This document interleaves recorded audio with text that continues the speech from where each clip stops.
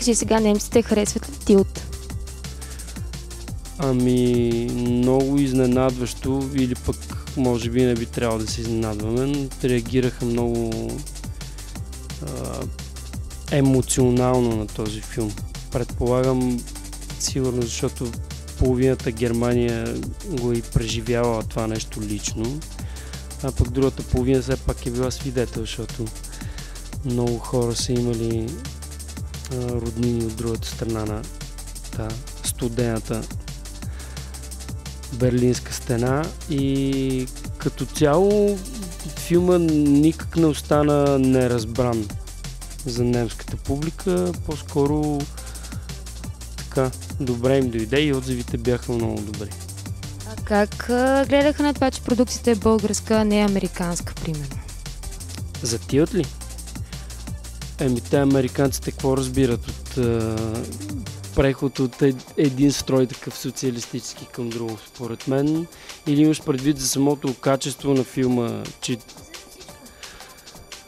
Ами, не знам, немците всъщност се оказат, че произвеждат адски много филми. Те произвеждат около 180 филма на година, което мен буквално ме шешърди. За това е всяка седмица в немските кина излизат по 5-6 нови немски заглавия, заедно с останалите холивудски блокбастери. Всъщност това беше един от сериозните успехи на Тилт, че влезе в нормалната програма на кината, не просто някаква фестивална, която да го излъчат един-два пъти, на нормална ротация, заедно с всички филми, които се произвеждат в света, и с многото немски филми.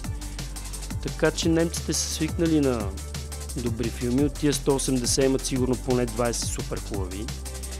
И най-много да се изненадали, че такъв филм идва от България.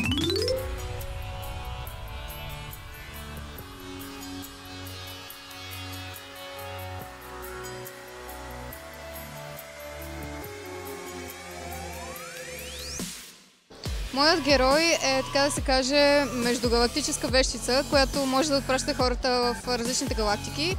Но всъщност точно заради това в момента съм с викторианският костюм, който е от викторианската епоха. И това е костюм за езда. Колко време ти отне? Ами отне ми 1 месец, като беше наистина доста трудно, защото всичко е шито наистина от мене и беше много забавно наистина. Много ти благодарим.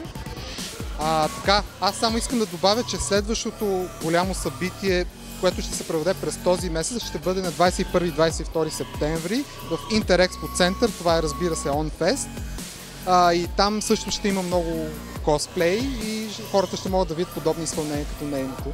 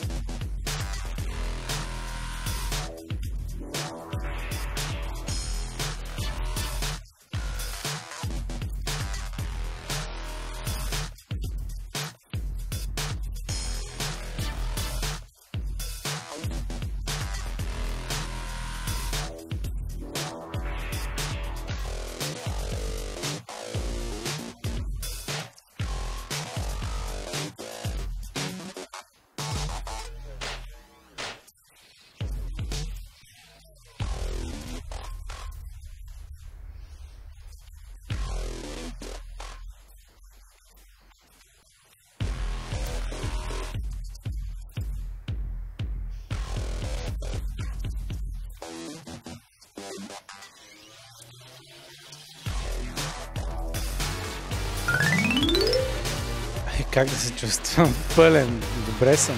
Малко се поуморих в един момент, дори не знам какво се случва, защото, ето виждате зад мене, чувате този шум, което е работен шум. Това не е просто дрънкане и шум от евица. Това си е, хората се приготвят за представленията и така и аз. Главата ми е пълно с звуци.